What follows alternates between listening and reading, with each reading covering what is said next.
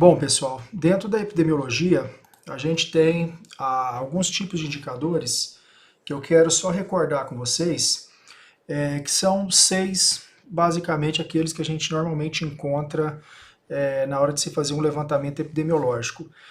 Então, são os indicadores demográficos, socioeconômicos, mortalidade, morbidade e fator de risco, os indicadores de produção ou recurso, né, e os indicadores de cobertura. Quando a gente refere indicadores demográficos, eu estou pensando por exemplo, no indicador de população total, razões de sexo, proporções de idosos, grau de urbanização, né? Então são aqueles que me apontam o perfil populacional. Já os indicadores socioeconômicos, ele me remete a pensar em cálculos de taxa, por exemplo, de analfabetismo, proporções, né, de determinadas classes sociais, como, por exemplo, pobres, ricos, níveis de escolaridade, taxa de desemprego, taxa de trabalho infantil. Então, todos esses indicadores aí nos apontam a esse perfil socioeconômico. Temos também os indicadores de mortalidade, que a gente pode estar utilizando aí taxas de mortalidade infantil, taxas de mortalidade por causa específica, né, as de mortalidade por causa externa e também as taxas de mortalidade por acidente de trabalho. Né? Então, esses indicadores de mortalidade são numerosos, né? A gente pode destacar esse daqui mais para exemplificar mesmo a nossa aula. Com relação aos indicadores de morbidade e fator de risco, a gente pode estar citando como exemplo aqui a incidência, por exemplo, do Covid-19. Né? Então, isso é um indicador importante, né, que ele passa para um cenário de epidemia e evolui rapidamente para um cenário de pandemia, justamente pela a capacidade de disseminação dele. Então, ele é um forte indicador aí de incidência. Posso também calcular a taxa de incidência de doenças relacionadas ao trabalho, né, também prevalências de pacientes, né, que está em determinado doença ou dentro de uma rede de assistência, por exemplo, os pacientes que estão em diálise. Posso calcular também a proporção de nascidos vivos por idade materna. Então são assim numerosos indicadores também dentro dessa categoria aí, né, de morbidade e fator de risco. Com relação aos indicadores de recurso, a gente pode trabalhar também pensando em componentes, né, de redes e infraestrutura de rede. Então, a partir de alguns sistemas de informação, a partir desses indicadores aí, eu posso, por exemplo, calcular o número de leitos por habitante, eu posso estimar o gasto médio de atendimento ambulatorial, estimar um gasto público com saúde, isso proporcional ao PIB, né? Posso estimar também o gasto federal com saneamento. Então, são indicadores que ele me remete aí a pensar na capacidade de assistência ou a capacidade de disponibilizar recurso a partir de um serviço. E os indicadores de cobertura, né, que eu posso estar aí calculando, por exemplo, por proporções de partos cesáreos, número de consultas médicas do SUS por habitante. Posso calcular, por exemplo, coberturas de planos e seguros privados, né, pensando aí na saúde suplementar. Posso calcular também a cobertura vacinal no primeiro ano de vida. Então, eu estou pensando aí numa capacidade de assistência a partir da minha rede operacional. Então, esses indicadores, eles têm essas tipologias justamente porque vão existir sistemas, né, de informação específico aí para cada um. Bom, eu quero falar com vocês agora com relação aos indicadores que vai me remeter aí a cada uma dessas tipologias. Então, os indicadores de morbidade, geralmente ele me refere a uma população pré-definida com uma clara localização espacial. Eu tenho que pensar no intervalo de tempo e abrangência de estudo que eu vou estar tratando. Então, normalmente eu tenho aqui, para esse cálculo do indicador de morbidade, o número de casos de uma determinada doença sobre a população. Né? Isso vezes a uma constante. Então essa constante vai depender muito da sua quantidade populacional. Né? Então, se eu tenho uma população abaixo de 1.000, claro que não seria uma regra absoluta, mas a gente tira mais ou menos assim uma ideia para definir qual que vai ser a constante. Então, a população abaixo de 1.000, normalmente eu levo essa constante aqui para 100, que isso acaba me dando aí uma unidade em porcentagem. Acima de 1.000 e abaixo de 10.000, então eu vou levar essa constante aqui a 1.000. Né? Se tiver acima de 10.000 e abaixo de 100.000, eu posso estar levando essa constante a 10.000. E se tiver acima de 100.000, né, ou acima de 1.000.000, eu posso estar levando isso aqui a 100.000. Normalmente, o que a gente faz? Quando eu tenho uma população nacional, que eu quero, por exemplo, calcular uma prevalência ou uma incidência, normalmente essa constante aqui ela é levada a 100.000. Né, que isso quer dizer, para cada 100.000 pessoas eu teria tantos eventos. Né, e as populações, quando eu quero calcular um evento mundial, né, normalmente eu levo isso aqui para 1.000.000. Posso levar também por 100.000, né, depende muito da magnitude da doença. Né, porque quanto menos e maior a população, eu acabo tendo uma escala muito pequena, né, para poder fazer esse cálculo. Bom, com relação ao indicador de prevalência, o que é esse indicador? É um que me descreve a força com que subsistem as doenças dentro de uma população. Tá? Então, eu posso pensar, por exemplo, no indicador de morbidade. Né? Então, para fazer esse cálculo aqui, o que eu levo em conta? O número de casos conhecido em uma dada doença, dividido pela população do mesmo local e período, multiplicado pela constante. Então, aqui da mesma forma, se eu pego uma população, por exemplo, como a população de Anápolis, né, que tem acima de 400.000 habitantes, então essa constante aqui eu vou levar ela a 100.000. Pensando no indicador de incidência, né, que ela vai me aferir aí né, vai me aferir o risco de adoecimento, isso significa que a ocorrência de casos novos relacionados a uma unidade de tempo, que pode ser um dia, uma semana, um mês, um ano, uma hora, depende muito do que a gente está avaliando. Né? Então, tem doença que tem uma capacidade de disseminação muito grande. Então, se a gente for pensar, por exemplo, no Covid-19, para eu traçar esse perfil de incidência dele, eu vou estar utilizando praticamente uma escala aí semanal. Então, de semana em semana, isso será a minha linha do tempo. Então, o que eu vou fazer?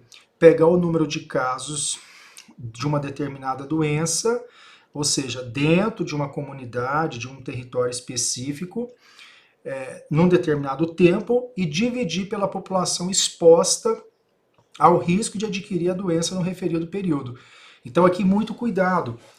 Eu não levo em conta toda a população. Eu vou só levar em conta a população que está em risco. Então, se eu tenho uma sala com 40 alunos na Unievangélica, por exemplo, e eu quero avaliar aí a incidência por sarampo, eu não vou levar em conta toda a Unievangélica, porque é só aquela sala, né, que vai estar exposta ao risco. Então, eu vou levar isso aí para uma constante. Como eu estou com uma sala abaixo de 1.000, essa minha constante aí, ela vai ser 100. Ok? Bom, um outro indicador seria os coeficientes de ataque. Né? Então, eu tenho um coeficiente de ataque primário e o coeficiente de ataque secundário. Normalmente, essas taxas sempre expressa em porcentagem. Tá? Nada mais do que uma forma especial da gente trabalhar a incidência. Né? É usada quando se investiga um surto de uma determinada doença em um local onde há uma população bem definida, com residência, ou pode ser uma creche, uma escola, ou qualquer outro espaço aí específico, que eu quero saber, por exemplo, qual que é a população que mais sofreu com um determinado evento, com uma determinada doença. Então, como é que a gente calcula isso aí? Eu pego o número de casos, né, de uma determinada doença naquele local e período, divido pela população que está exposta ao risco e depois multiplico por 100. Né? Então, eu vou ter esse dado aí em porcentagem.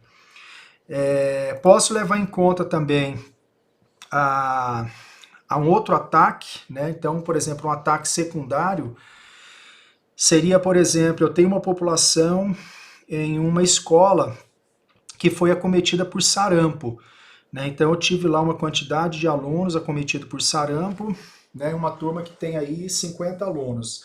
Desses 50 eu tenho aí 10 que tiveram transmissão por sarampo, né? Esses 10, eles têm relacionamentos e agregados familiares, outros tipos de contato com pessoas fora da escola.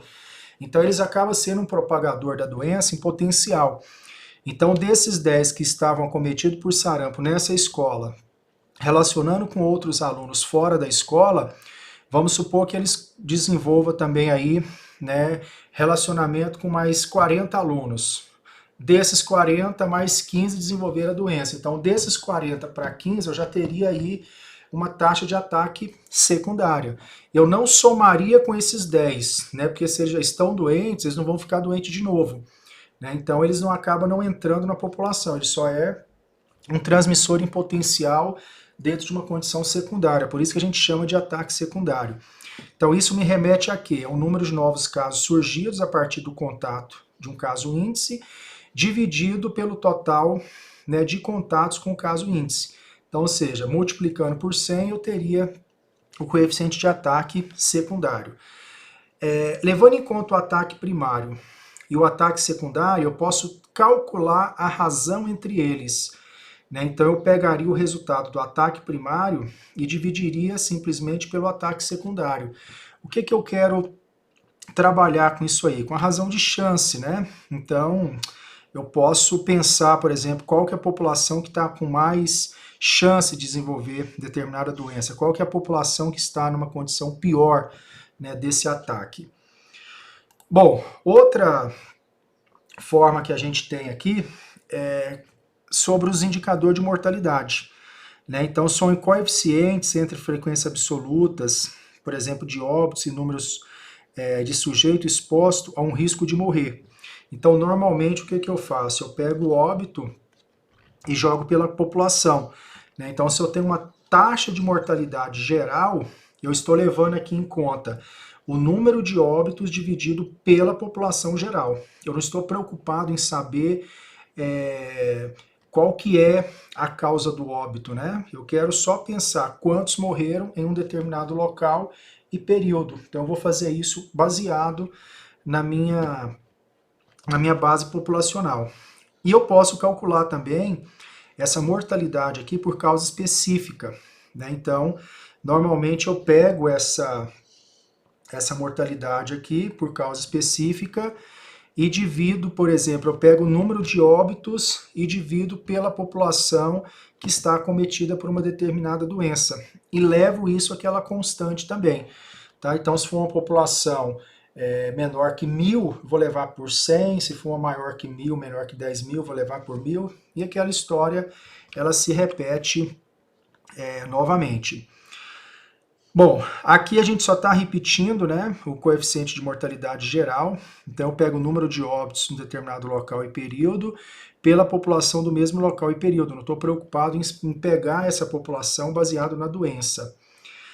Quando eu penso numa mortalidade infantil, aí eu já tenho uma mortalidade mais específica, né? Que nesse caso aqui, eu vou levar em conta a mensuração do risco de morte para crianças menores que 1 ano em um determinado local e período. Então, o que eu faço? Para esse cálculo de coeficiente de mortalidade infantil, eu pego o número de óbitos em menores de 1 ano em um determinado local e período e vou dividir isso aí pelos nascidos vivos do mesmo local e período e levar a uma constante. Tá? Então é um indicador muito utilizado em sistemas de saúde, né, por refletir as condições de vida de uma determinada população, dado que a criança menor que 1 ano é extremamente sensível às condições ambientais. Então isso acaba medindo também a qualidade do serviço, principalmente nos municípios. O coeficiente de mortalidade infantil precoce vai ser o mesmo cálculo. O que vai mudar aqui? É que eu vou medir esse risco aqui de morte em crianças menores de 28 dias. né? Então, quando eu pego a mortalidade infantil, eu vou levar em conta o período, né, de menor que 1 ano. E quando eu pego uma mortalidade infantil precoce, eu estou levando em conta uma população menor que 28 dias. Então o cálculo é o mesmo. Eu pego o número de óbitos de crianças de 0 a 27 dias em um dado local e período e divido isso aí pelo número de nascidos vivos no mesmo local e período e levo a uma constante.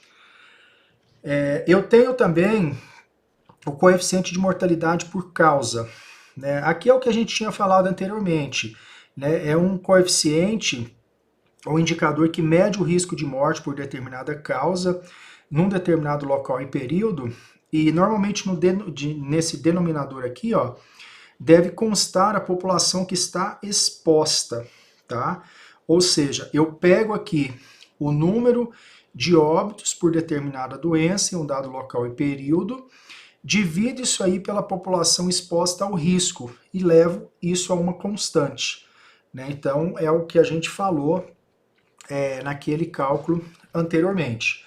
Um outro indicador também muito utilizado em saúde pública é o coeficiente de letalidade.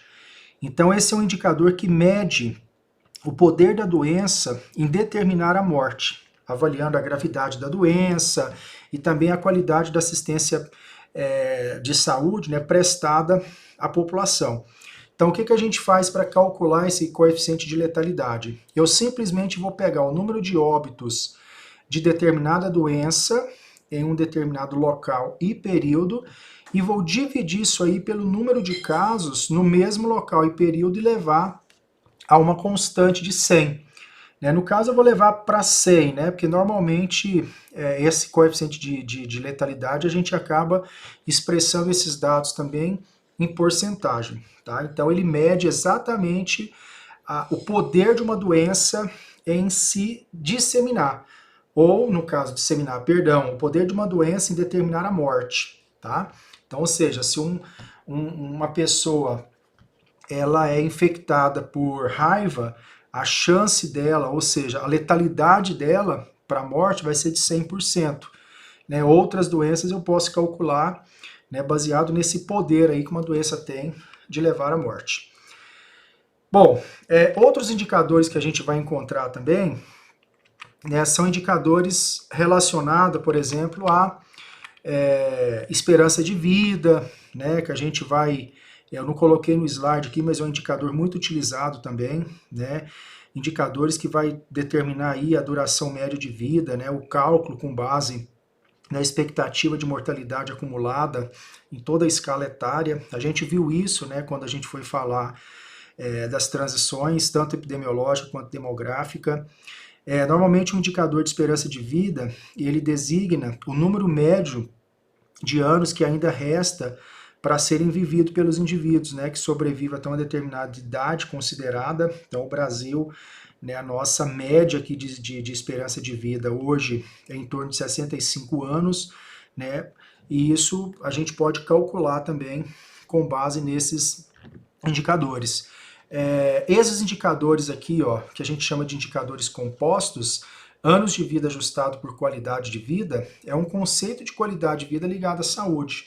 Então, a gente pode estar aferindo esses indicadores também com base nesse cenário aqui que a gente encontra. E também tem o AVPI, né, que é o ano de vida perdido por incapacidade. Tá? Então, essa metodologia aqui ela é destinada para medir a carga global de uma determinada doença. Bom, gente, eu acho que indicadores a priori é isso aí. Tá? Na próxima aula a gente vai tratar um pouquinho mais sobre esses indicadores, a gente vai desenvolver uma atividade e por enquanto a gente vai ficando por aqui, tá? Então os nossos objetivos foram esses, né? O que a gente tinha proposto inicialmente e não esqueça de tirarem as dúvidas, utilizarem o fórum de discussão para que a gente faça uma troca ali de informação e que vocês consigam pensar na lista de exercícios que eu vou estar passando para vocês, ok? Um grande abraço, até a próxima.